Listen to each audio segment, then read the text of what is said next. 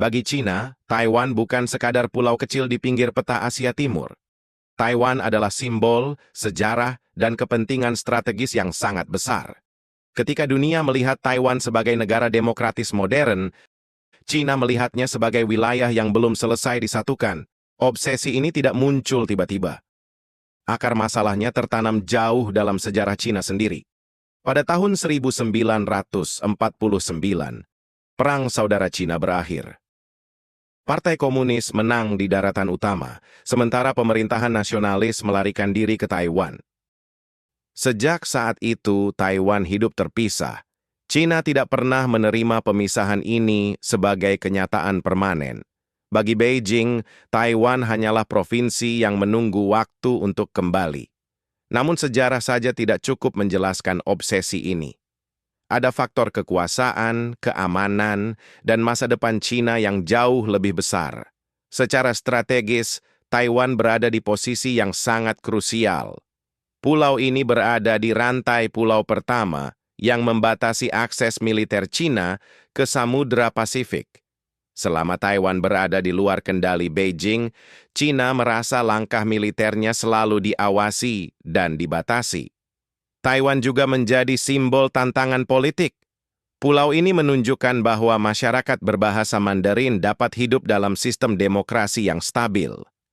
Bagi Partai Komunis Cina, ini adalah ancaman ideologis. Bukan karena senjata, tetapi karena contoh, faktor ekonomi juga tidak kalah penting. Taiwan adalah pusat industri semikonduktor dunia. Chip yang diproduksi di Taiwan menjadi otak bagi ponsel, mobil, senjata, dan teknologi modern. Menguasai Taiwan berarti menguasai salah satu sumber daya paling strategis abad ke-21. Namun obsesi Cina terhadap Taiwan juga berkaitan dengan Amerika Serikat.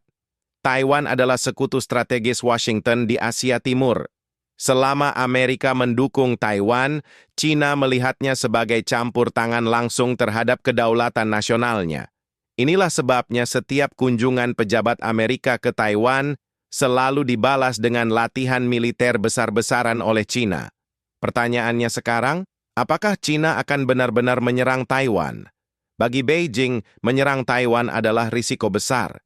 Sanksi ekonomi, perang regional, dan dampak global sulit dihindari. Namun membiarkan Taiwan sepenuhnya merdeka adalah garis merah yang tidak bisa diterima Cina. Inilah dilema terbesar Cina hari ini. Menyerang berisiko menghancurkan stabilitas global, namun tidak bertindak dianggap melemahkan wibawa nasional. Taiwan berada di tengah tarik-menarik kekuatan besar.